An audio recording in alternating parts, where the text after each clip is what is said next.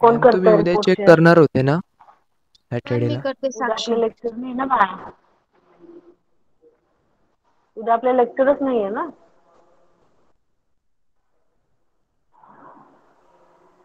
साक्षी कर. हा मॅम. हो.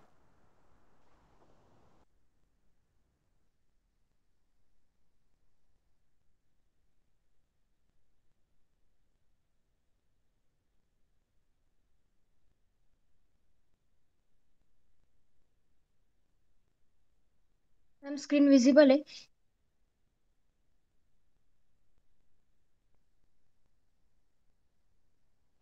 हो दिसते. Hello. Hello ma'am. Department of information. Okay.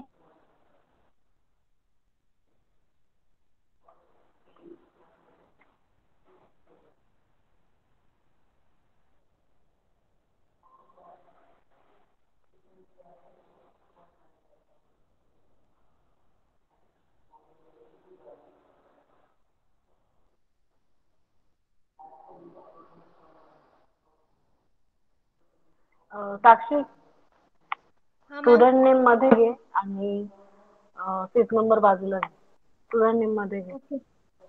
ठीक आहे मॅम. नंतर करते. हो. ह्या लाईन्स काही डार्क आणि काही फेंट का दिसताय वरती? कोणत्या मॅम? मॅम ते वरती ते कंटेंट वगैरे मी डार्क केलंय आणि हे मधले बोल्ड नाही नाही, केले लाईन्स असं. टेबलच्या लाईन्स काही काही डार्क दिसतंय, काही काही फेंट दिसतंय. तुमच्या इथे पण तसंच दिसतंय का? नाही मॅम. ओके, खाली घे. ENTC डिपार्टमेंट हे एकदा बघून घ्यायचे सगळ्यांनी. तुम्ही पण असंच रिपोर्ट बनवायचा आहे कारण.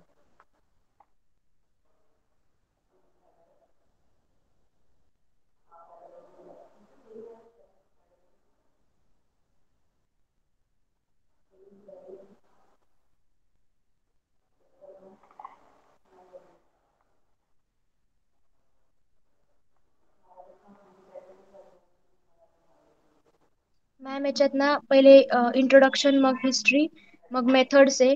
म्हणजे कशामुळे नेमकं होतं. हम्म. मॅम मग त्याचा इफेक्ट एन्व्हायरमेंटवर कसा होतो वेगवेगळ्या याच्यामध्ये, म्हणजे लँडला कसा होतो, त्याच्यानंतर ट्रेड शिपिंगला कसा होतो त्याचा इफेक्ट ते दिलंय. त्याच्यानंतर हम्म. ह्युमन लाईफला कसा इफेक्ट होतो. आणि मॅम मग क्लायमेटवर ह्या अर्बन इकॉलॉजीचा कसा इफेक्ट होतो ते सर्व दिलंय.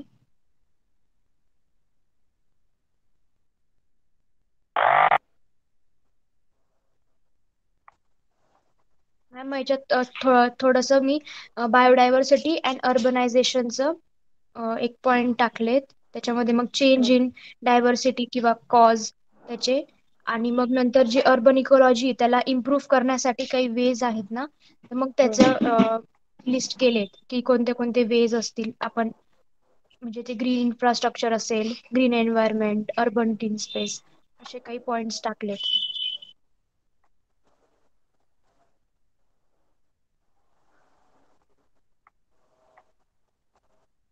कन्क्लुजनला पॅराग्राफ नाही केला.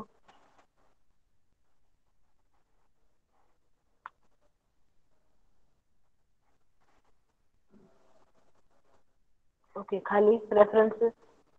रेफरन्सेस रेफरन्सेस टाकते मॅम. ते ना हा आहे. मॅम हे बुक्सचे रेफरन्स दिले तुम्ही. रेफरन्सेसला स्क्वेअर ब्रॅकेटमध्ये नंबर असते. ठीक आहे मॅम. ओके, टेम्पलेट मॅम हे दाखव. टेम्पलेट. हा. ऍब्स्ट्रॅक्ट आणि इंट्रोडक्शन मधला स्पेस कमी कर. इंट्रोडक्शन मध्ये कंटेंट वाढव आणि इमेजेस अजून एक ऍड कर. 3 इमेजेस पाहिजे आपल्याला. ठीक आहे मॅम. मॅम ते 5 पेजेस दाखवू.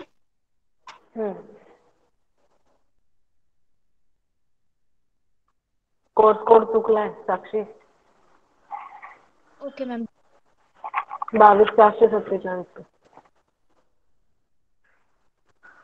इथे पण नाव मध्ये घे, एक्झाम सीट नंबर बाजूला घे. हो मॅम.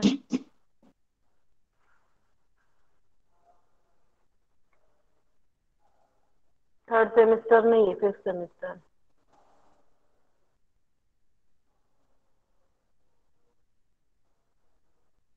एक मिनिट वरती जा. HODच्या इथे गाडे सरांचं नाव टाकायचंय सगळ्यांनी. मी चॅटबॉक्स मध्ये गाडे सरांचं नाव कसं टाकायचं ते टाकून देते, तसंच सगळ्यांच्या रिपोर्ट मध्ये मला दिसलं पाहिजे. ठीक आहे, मी चॅटबॉक्स मध्ये टाकते तसं.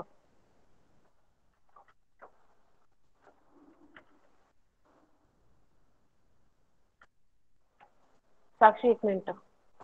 Okay ma'am.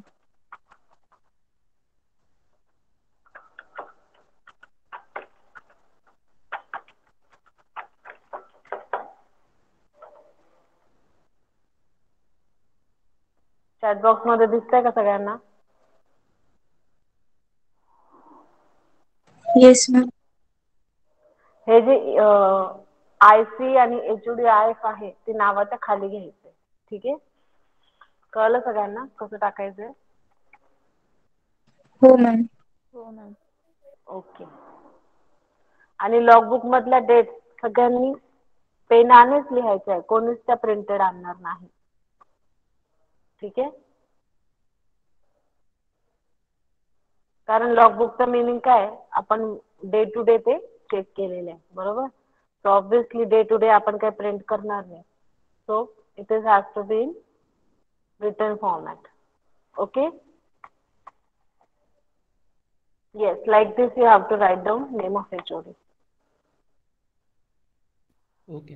सगळ्यांनी IT डिपार्टमेंट सगळ्यांनी बघून घ्यायचे, कोणाच्या त्याच्यात मला खेडकर सरांचं नाव दिसलं नाही पाहिजे. तुमचेच पैसे वाया जातील, कारण प्रिंट बदलावी लागेल.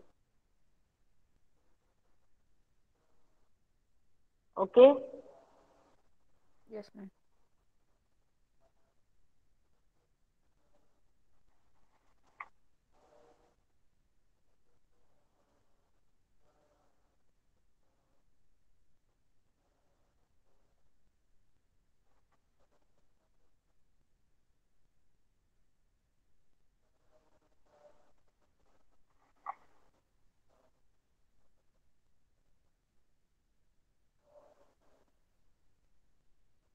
6 आणि 12 नसतो साक्षी, ते 8.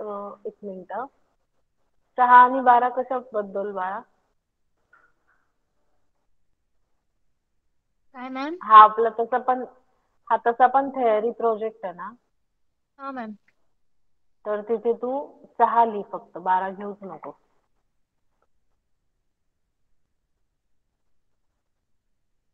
बरोबर का मॅम? 10 काढून टाक ना. ग्रुपचे मार्क आहे ना हे, तर फक्त 6 राहू दे तिथे.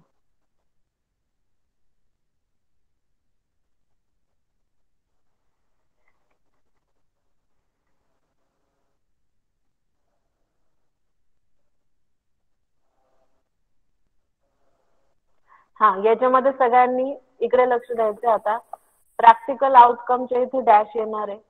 ठीक आहे, सगळ्यांचं लक्ष आहे ना, मी परत परत सांगणार नाही. Yes ma'am. ओके. प्रॅक्टिकलच्या इथे ENTC डिपार्टमेंट तुम्ही पण ऐकायचंय, तुम्हाला पण सबमिट करायचंय, करा. सो प्रॅक्टिकल आउटकमच्या इथे डॅश करायचं सगळ्यांनी. त्यानंतर नेक्स्ट आहे unit outcomes in cognitive domain.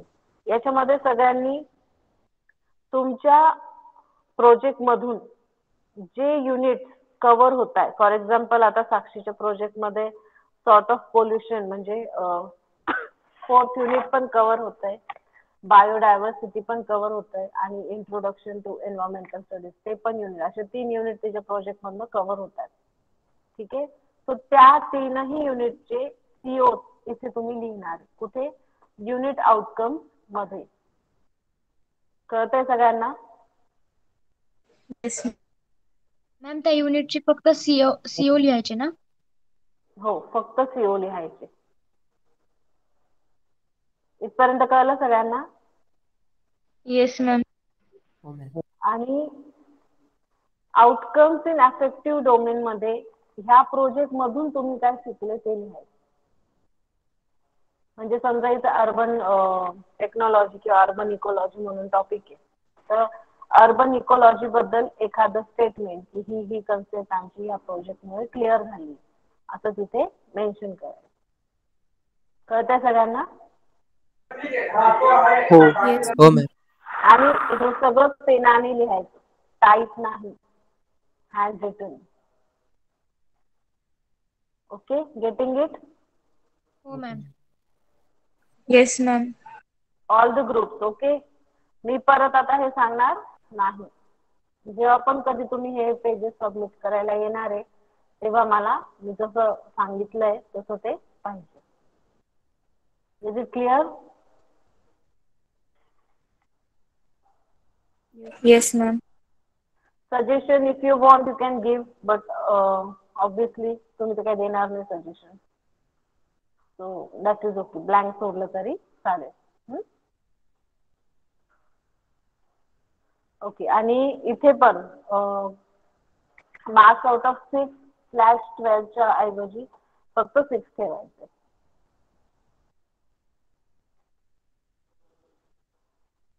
आणि मॅम हे दुसऱ्या याच्यात सगळ्या याच्यात, कारण हा जो आहे हा तुमचा थेअरी सब्जेक्ट आहे, तो याला मायक्रो प्रोजेक्ट 10 मार्काचा आहे. हा, आता समजा तो नॉन थेअरी सब्जेक्ट आहे, समजा AMT असतं तुमचं सेकंड इयरचा किंवा गॅड असतं, तर तुम्ही त्याला इथे 12 टाकलं because it's a non theory subject. Ma'am इथे चेंजेस केले मी, हे बरोबर आहेत का? एक मिनिट.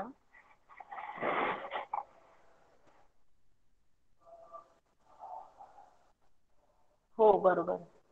आणि मॅम इथे total out of 10.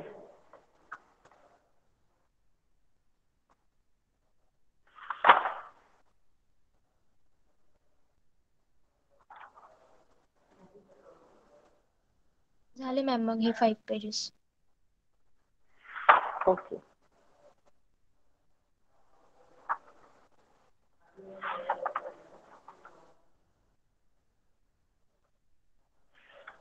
Okay, next anyone want to share? करू का मॅम शेअर? ओके.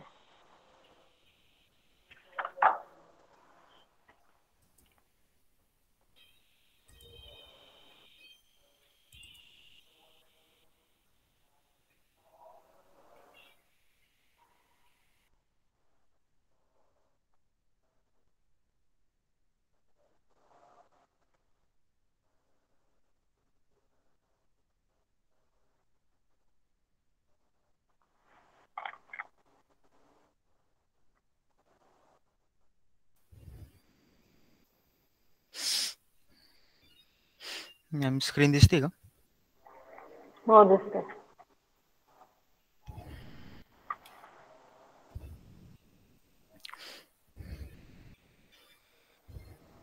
हळूहळू हळू.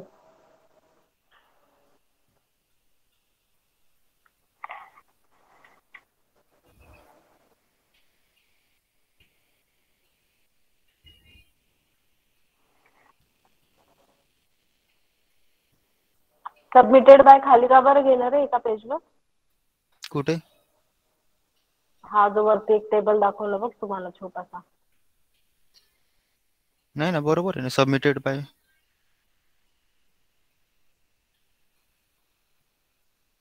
ते नावाचं ना आपलं.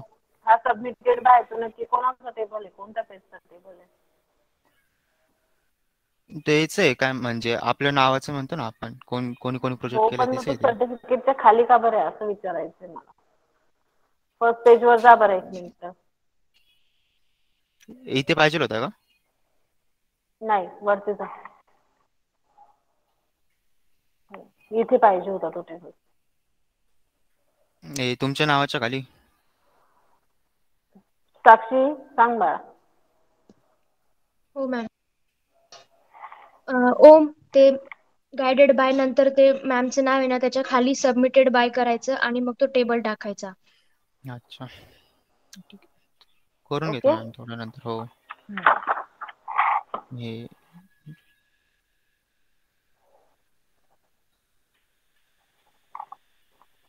कन्क्लुजन आणि रेफरन्सेसला चॅप्टर नसतो. ओम हो. ठीक आहे, ते काढून टाक.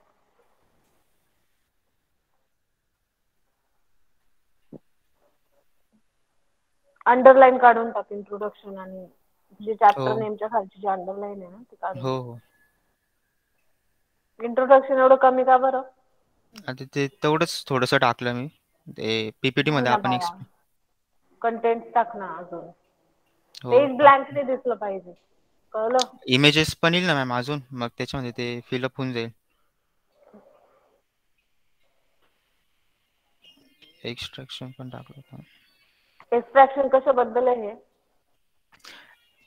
ते टॉपिक आहे मॅम, ते ह्याच्यामधलं काय म्हणतो, प्रोजेक्ट मधला एक. एक्सट्रॅक्शन कशाचं आहे मी ते विचारलंय तुला. एक्स्ट्रॅक्शन म्हणजे आपण जे फॉसिल फ्युल्स आपण एक्स्ट्रॅक्ट करतो त्याच्याबद्दल इथे इन्फॉर्मेशन टाकली होती मी. अच्छा. आणि जे एक्स्ट्रॅक्ट करतो त्याच्यानंतर जे डिप्लेशन होतं रिसोर्सेसचं फॉसिल फ्युल्स त्याचं हे होतं. त्याच्यामध्ये काय आपण प्रोटेक्शन काय करायला पाहिजे ते चॅप्टर 5 मध्ये होतं. ते मॅनेजमेंट. थोडस पॉइंट वाईज घेणार आहे ते, फार पॅराग्राफ ते पॅराग्राफ वाटतंय. हो करतो. ऍडव्हान्टेजेस. ऍडव्हान्टेजेस आणि डिसएडव्हान्टेजेस एकाच चॅप्टर मध्ये. हो चालेल.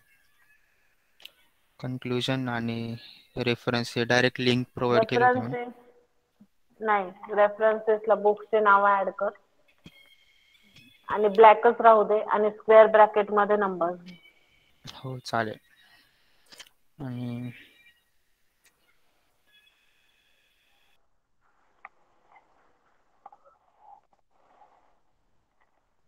टेम्पलेट ते बनवलंय का हो? ओके, आय होप तो डिस्कनेक्ट होऊन गेलाय. मॅम ऐका ओके, ना, एक विचारायचं होतं. बोला. मॅम ते 5 पेजेस मध्ये जे रुब्रिक्सचं आहे ना, त्याच्यामध्ये टोटल मार्क्स आउट ऑफ 25 आहे वरती, आणि खाली मार्क्स आउट ऑफ आपण 6 केलं. तर मग ते वरच्या ह्याच्यात काय टाकायचं? मग टोटल मार्क्स आउट ऑफ 25 च्या ऐवजी. त्या 25 ला नंतर आम्ही 6 मार्क्स मध्ये कन्वर्ट करतो. ठीक आहे, चालेल. सो ते आहे ऍज इट इज राहू दे. Okay ma'am. Anyone else with the report? Ma'am, yes. आम्ही आता जे EST चे नेक्स्ट लेक्चर होईल त्याच्यात दाखवलं होतं, चालेल? हो चालेल, काही प्रॉब्लेम नाही. एएनटीसी डिपार्टमेंट तुम्हाला कळलं का काय करायचं एक्झॅक्टली? हो मॅम. ओके. आणि तुमच्या हो एचओडीचं नाव मॅम. तुमचंच ठेवायचं, गाडे सरांचं नाही टाकायचं. एके सरांचंच नाव ठेवायचं. इथे तुम्ही पण गाडे सरांचं नाव टाकून द्या.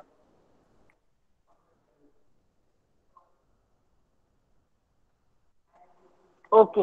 रिगार्डिंग क्लास प्रतीक लोहार, तुला काही विचारायचंय का?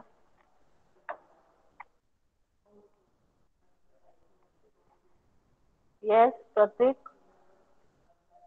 नो मॅम, म्हणून तुला विचारते. नाही चुकून झालं तर सॉरी मॅम. चुकून झालं ना? Okay. Regarding the class test, as I told you ecosystem पर्यंतचा सिलेबस तुम्हाला आहे क्लास टेस्टसाठी. ठीक आहे. त्यामध्ये पहिले 10 जे तुम्हाला सगळ्यांना माहिती आहे की 25 मार्काचा पेपर असणार आहे. ओके. त्यात तुम्हाला 20 मार्क कंपल्सरी पाडायचेच. म्हणजे 25 पैकी 20 हे तुमचे कंपल्सरी क्वेश्चन्स असणार आहे. क्वेश्चन्स हे सगळ्यात महत्त्वाचं म्हणजे फर्स्ट युनिटला 10 क्वेश्चन्स टाकले मी, सेकंड युनिटला 9 क्वेश्चन्स टाकले, आणि इकोसिस्टीम अडीच जे युनिट आहे हाफ ऑफ द थर्ड त्याला मी 6 क्वेश्चन्स टाकलेले. असं 25 मार्काचं कॅल्क्युलेशन आहे. आतापर्यंत ओरली जेवढे क्वेश्चन्स किंवा MCQ आपण लेक्चर मध्ये सॉल्व केले आहे ते सगळे मी क्वेश्चन पेपर मध्ये टाकले. ठीक आहे. पेपर सगळ्यांनी व्यवस्थित द्यायचा आहे. जर तुम्हाला असं वाटलं की पेपर देताना की एखादा क्वेश्चन रिपीट झालाय किंवा एखाद्या क्वेश्चनचा आन्सर ते नाहीये, ऑब्व्हियसली तुम्ही गुगलवर शोधणार आहे. That is but obvious. एखाद्या क्वेश्चनचा आन्सर ते नाहीये असं काही वाटलं, मला पर्सनली मेसेज करा. मी तुम्हाला तो प्रॉब्लेम लगेच सॉर्ट आउट करून देईल किंवा त्या क्वेश्चनचे मार्क्स तुम्हाला मिळून जातील. पण ग्रुपवर कोणीच गाजवाजा करणार नाही. मॅम असं झालं, मॅम तसं झालं. कळलं सगळ्यांना? Yes ma'am. Yes ma'am. Because त्या टायमिंगला we will be not in the college. आम्ही घरी असणार आहे. कळलं? So nobody will get panic. मला पर्सनली सांग तसं I will assure you there will be no problem. But still ठीक आहे. आणि EJ आणि IT दोघांसाठी लिंक मी वेगळी बनवलेली आहे. पण क्वेश्चन दोन्ही लिंक मध्ये सेमच असणार आहे. Okay, clear? हो मॅम. आन्सर मार्क्स जे आहे ते तुम्हाला नंतर डिस्क्लोज होतील. 20 झाला मार्क्स तुम्हाला डिस्क्लोज होणार नाही. Okay, later on I will display the list of marks. Okay.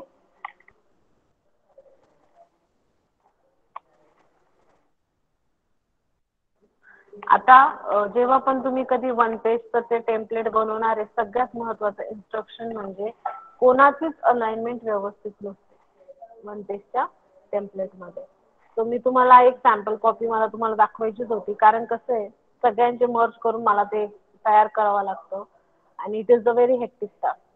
तुम्हाला एक दाखवून देते की ऍक्च्युली कसं बनवायचं असतं, तसंच सगळ्यांनी बनवायचं. ठीक आहे.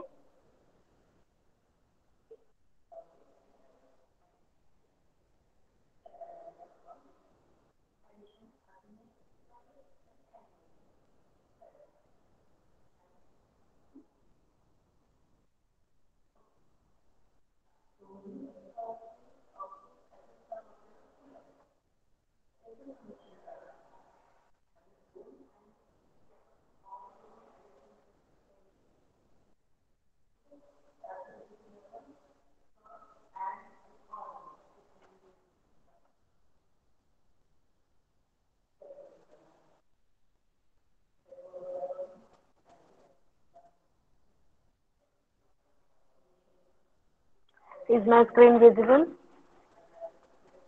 Yes ma'am. Yes ma'am. Okay.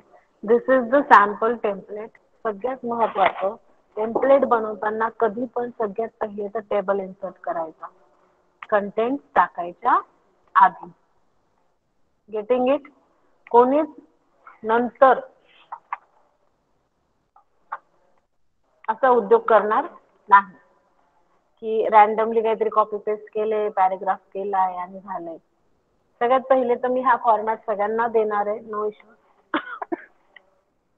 Format दिल्यानंतर तुम्ही सगळ्यांनी तुमचा डेटा या टेबलमध्येच टाकायचा, म्हणजे अलाइनमेंट चेंज होत नाही. आणि हे सगळ्या सब्जेक्टला तुम्ही अप्लाय करायचं आहे. ठीक आहे. म्हणजे कसं अलाइनमेंट चेंज होणार नाही, सगळ्यांचा एकच स्टँडर्ड फॉर्मॅट आपल्याला दिसेल. ओके, तो सगळ्यात पहिले मी हा फॉर्मॅट देईल. त्या टेबलमध्ये तुमचं नाव, एक्झाम सीट नंबर वगैरे सगळं व्यवस्थित टाकायचं. नाव सगळ्यांनी पूर्णच टाकायचं आणि आडनाव हे सगळ्यांचं पहिले आलंच पाहिजे. ठीक आहे. कोणाचंच फर्स्ट नेम मला पहिले दिसणार नाही, सगळ्यांचं लास्ट नेमच सगळ्यांनी पहिले टाकायचंय. ओके, इथपर्यंत समजलं? Yes ma'am. त्यानंतर नेम ऑफ इंडस्ट्री तुम्हाला नाहीच आहे. नेचर ऑफ प्रोजेक्ट इथे नॉलेज बेस्ड टाकणार आहे सगळे. काय टाकणार आहे? Knowledge based. Okay, because practically इथे आपण काही नाही करू शकत. We are just getting a knowledge regarding environment. Okay, तो सगळे तिथे काय टाकणार आहे? Knowledge based. ओके, लक्षात नसेल राहणार तर लिहून घ्या सगळेजण. त्यानंतर application of project not applicable, जसं आपण लिहितो नेहमी. तुमचा ब्रेक होतोय. ओके, आफ्टर दॅट ओके, एक मिनिट. आता येतोय का आवाज? हो ma'am. Okay, so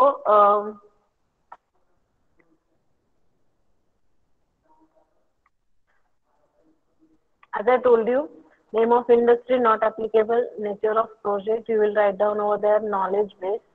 Okay. After that, name application of project तिथे तुम्ही नॉट ऍप्लिकेबल टाकू शकतात किंवा मग कुठे यूज होऊ शकतो तो प्रोजेक्ट काय टाकू शकतो आपण ऍप्लिकेशन मॅम आम्ही इथे बेस्ड. सॉफ्टवेअर इंडस्ट्री टाकले. नाही सॉफ्टवेअर इंडस्ट्रीज तुम्ही तुमचा प्रोजेक्ट एन्व्हायरमेंटल स्टडीजचा कसं काय यूज करणार आहे. हो मॅम.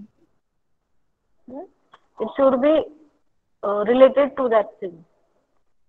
मग मॅम Okay. नॉट ॲप्लिकेबलच राहू दे ना.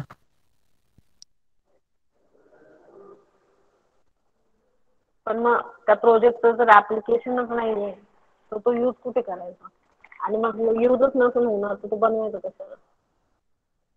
आलं लक्षात.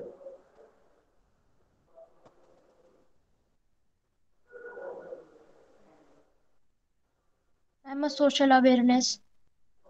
हा असं काहीतरी तुम्ही तिथे टाकू शकता. ठीक आहे. सोशल अवेअरनेस प्रोग्राम किंवा सोशल अवेअरनेस पर्यंत तुम्ही टाकू शकता. ठीक आहे. कळलं इथपर्यंत. त्याच्यानंतर इथपर्यंत सगळ्यांना क्लिअर आहे. Yes ma'am. Okay. After that yes ma'am. Abstract हा इंट्रोडक्शन पेक्षा आपल्याला छोटाच पाहिजे. कोणीच ऍबस्ट्रॅक्ट मोठा टाकणार नाही. काय करतात मुलं ऍबस्ट्रॅक्ट मोठं टाकून देता इंट्रोडक्शन छोटं टाकता. असं कसं काय. सो ऍबस्ट्रॅक्टला जर तुम्ही 6 लाईन्स घेताय इंट्रोडक्शन मध्ये तुमच्या 10 लाईन्स पाहिजे. असंच रेशो सगळ्यांनी ठेवायचा. ओके. त्याच्यानंतर इंट्रोडक्शन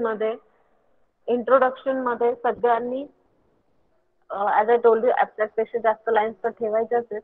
पण ते introduction related to your project टाका. काही मुलं काही टाकून देतात. बघत सुद्धा नाही की ते कंटेंट मध्ये काय ऍज यू ऑल नो असं तसं असं नाही चालणार आहे. हे टेम्पलेट जे आहे ते आपल्या मॅगझिन मध्ये पब्लिश होतात तुमचे आणि ते लायब्ररीत जातात आणि तुमचे ज्युनियर स्टुडंट्स ते बघतात.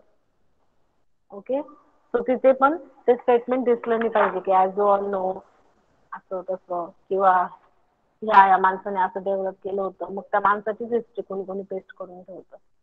आता त्या माणसाच्या हिस्ट्रीचं आपण काय करणार आहे. ओके. तो कंटेंट टाकताना वाचून घ्यायचं की आपण काय टाकतोय. आफ्टर दॅट डायग्राम ह्या तुमच्या 3 म्हणजे 3च आल्या पाहिजे आणि सगळ्यात महत्वाचं त्यांची जी साईज आहे ती इक्वलच ठेवायची. ठीक आहे. फॉर एक्झाम्पल सगळ्यांना माहिती फिगरची साईज आपण कुठनं बघतो फॉर्मॅट मध्ये जातो आणि इथे शेवटी आपल्याला दिसतं की त्याची हाईट आणि विड्थ किती आहे. ओके. सगळ्यांना माहिती बरोबर. सेम हाईट आणि विड्थ सगळ्या फिगर्सला ठेवायची. इन केस असं होतं की फिगरची हाईट आणि विड्थ चेंज केल्यानंतर ते सडनली मोठी होऊन जाते किंवा सडनली छोटी होऊन जाते. त्या केसमध्ये फक्त तुम्ही थोडंसं प्लस मायनस मॅनेज करू शकता. ठीक आहे. पण try to maintain the height and width of both the things same. Okay. आणि इमेजेस 3 म्हणजे 3च आल्या पाहिजे 2 चालणार नाही.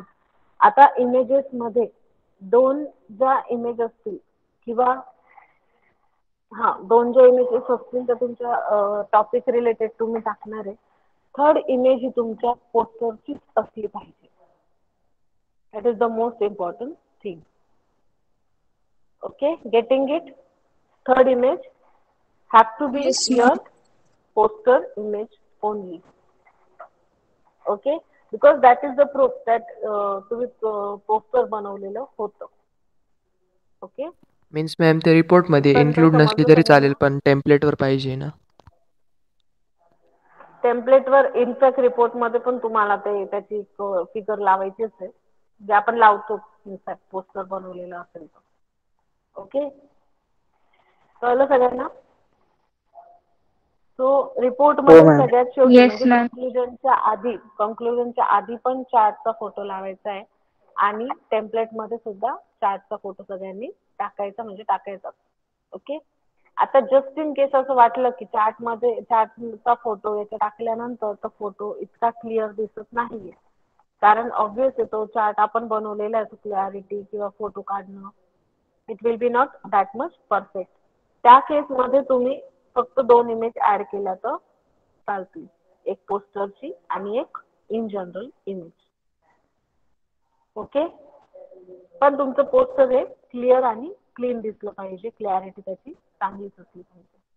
ओके, त्याच्यानंतर नावं देताना, फिगर्सला नावं देताना figure.1 असंच नाव तिथे आलं पाहिजे.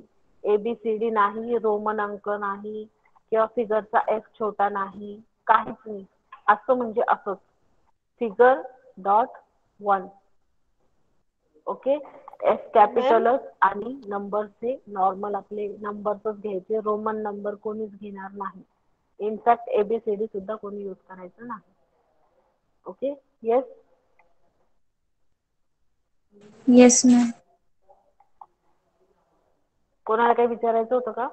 येस मॅम, ते चॅप्टर वाईज दिलं तर चालेल ना? म्हणजे सपोज सेकंड चॅप्टर मध्ये फिगर आहे तर 2.1 त्या चॅप्टरचे तितके फिगर्स. तुम्हाला ज्या पण फिगर टाकायचे असं काही कंपल्सरी नाही की रिपोर्ट आणि टेम्पलेटचे फिगर या सेमच आल्या पाहिजे. डिफरंट पण चालतील, पण नाव आणि त्याचं जे कॅप्शन आपण देतो ते प्रॉपर पाहिजे आणि जे पण इमेज टाकणार आहे ते तुमच्या टॉपिकशी रिलेटेड पाहिजे. ठीक आहे, नाही तर मॅम मी वॉटर रिपोर्टचं पोल्युशन टॉपिक विचारत द्यायला होते. एअर पोल्युशनची इमेज टाकाल. Okay ma'am. येस. मी रिपोर्टचं विचारत होती, रिपोर्ट मध्ये फिगर जे टाकतो ना त्याबद्दल. रिपोर्ट मध्ये तर तुम्ही फिगर्स, तुम्हाला एक काम करा, मॅक्सिमम फिगर्स रिपोर्ट मध्ये यूज करा. ठीक आहे, जागा पण जास्त ऑक्युपाय होते आणि रिपोर्ट पण थोडा अट्रॅक्टिव्ह दिसतो. बरोबर, फक्त रिपोर्ट मध्ये पण फिगरचं नाव देताना आता इथे कसं एक एकच सिक्वेन्शियली फिगर आहे. सो 1 2 3 आपण दिले, तिथे तुम्हाला फक्त ते 1.1 किंवा 2.1 असे नंबर द्यावे लागतात. ओके. Okay ma'am. आणि finally competition not applicable. Okay, त्यात हे कॉम्पिटिशन नॉट ऍप्लिकेबल कोणीच टाकायचं नाही, because it is not applicable टाकून काही उपयोग नाही. सो ही लाईन कोणीच घेणार नाही. In this way you have to make your template. समजलं सगळ्यांना? येस हो मॅम. मॅम. एनरोलमेंटचे इथे एनरोलमेंट नंबर असंच पाहिजे आणि एक्झाम सीटचे इथे एक्झाम सीटच पाहिजे, एक्झाम सीट नंबर नाही, एक्झाम सीटच आणि नेम ऑफ स्टुडंटच.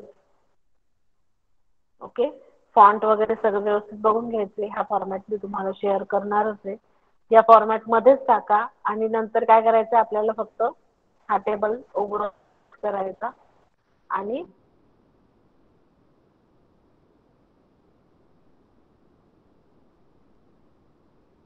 आता नो बॉर्डर केल्यानंतर काय प्रॉब्लेम होतो, याची पण बॉर्डर निघून जाते, पण आपल्याला याची बॉर्डर पाहिजे.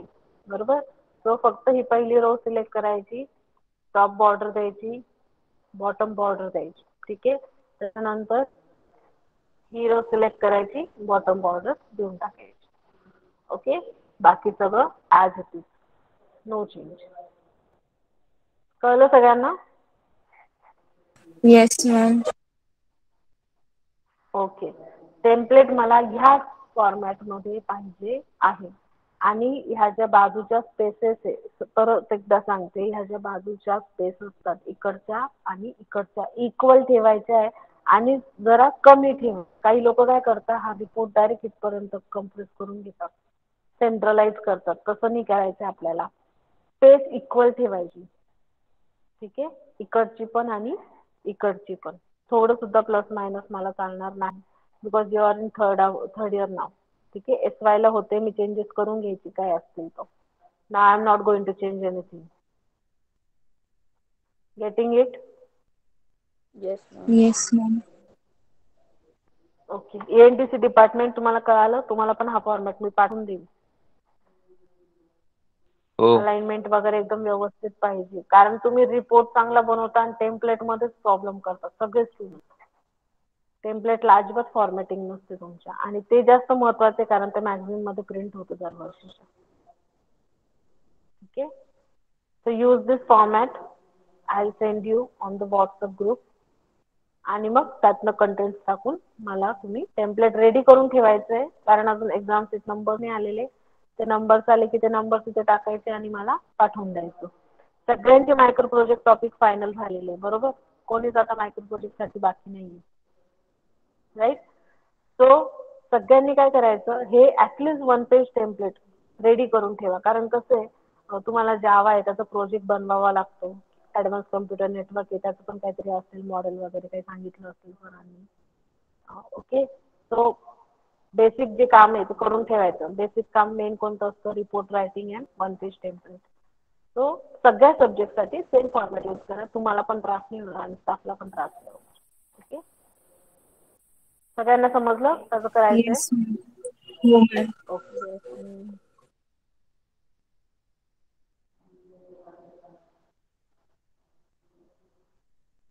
So in this way you have to complete your micro project task. I repeat again, class test ला कोणताही प्रॉब्लेम आला मला पर्सनली कॉल करा, मेसेज करा. I will be there. I will sort out the problem. And if it is not handleable, I will give you the full marks for that question. Okay. Nobody will text on the group. कारण तुम्ही एक message कराल आणि 10 मुलं ते check करतील, परत 10 मुलं तोच मेसेज करतील. And the test will get disturbed. Okay. मला शक्यतो 99.9% प्रॉब्लेम नाहीच येणार, पण तरी सांगून ठेवते. आणि जेवढे एमसीक्यूज आपण लेक्चर मध्ये आतापर्यंत सॉल्व्ह केलेले आहेत तेच एमसीक्यू मी तुमच्या थिअरी एक्झामला क्लास टेस्टला टाकलेले आहेत. ओके. तर आता ते लक्षात असतील. वेल अँड गुड. जायचे आपलं google.com. व्यवस्थित टेस्ट द्यायची सगळ्यांनी. इन्स्ट्रक्शन व्यवस्थित लक्षात ठेवा. एक्झॅक्टली 11 वाजता तुमची लिंक क्लोज होऊन जाईल. Nobody will miss the test. Okay. कोणीच टेस्ट दिली नाही असं करणार नाही. It's your third year. Your really important, really required this marks. Okay. Try to attempt all the questions and try to get full marks from each subject. खूप फायदा होईल तुम्हाला जर टेस्ट मध्ये सगळ्यांना 20 पैकी 20 मार्क्स मिळाले तर. ओके. आणि सगळ्या सब्जेक्टचं सांगते मी, सगळ्या subject. So nobody will left some question. सगळे क्वेश्चन्स अटेम्प्ट करायचे आणि प्रॉपरच अटेम्प्ट करायचे आहे. आणि अजून एक सांगते, रिस्पॉन्सेस मी एकच ठेवलाय, परत तुम्हाला टेस्ट देता येणार नाही. So nobody will press the submit button immediately. Just check out has you solved all the questions correctly, then only press submit button. Okay. आणि कोणी, हे तर सगळ्यात महत्वाचं आहे, टेस्ट मिस झाली तर कोणीच मला फोन करणार नाही की मॅम मला आता टेस्ट द्यायची, मी गावाला होतो. बिकॉज दिवाळी आहे, भाऊबीज नंतर इमिडिएटली तुमची क्लास टेस्ट असेल 3-4 दिवसांनी. ऑब्विसली तुम्ही मामा काका आत्या कोणाच तरी घरी जाऊन बसणार आहे. बरोबर. कोणीच त्या नादामध्ये आपली स्वतःची जी एज्युकेशन आहे त्याला विसरू नका, त्या टेस्टला विसरू नका. That is most important. Okay. त्याच्यानंतर तुम्ही पॅरेंट्सला घेऊन आले तर तुमची टेस्ट आम्ही परत कंडक्ट करणार नाही. हे तर सगळ्यात महत्वाची गोष्ट आहे. टेस्ट कोणीच मिस करणार नाही. तुमच्या मित्रांना पण सांगा जे लेक्चर्स करत नाहीये, टेस्ट तरी द्या म्हणा ऍटलीस्ट. ओके. Yes ma'am.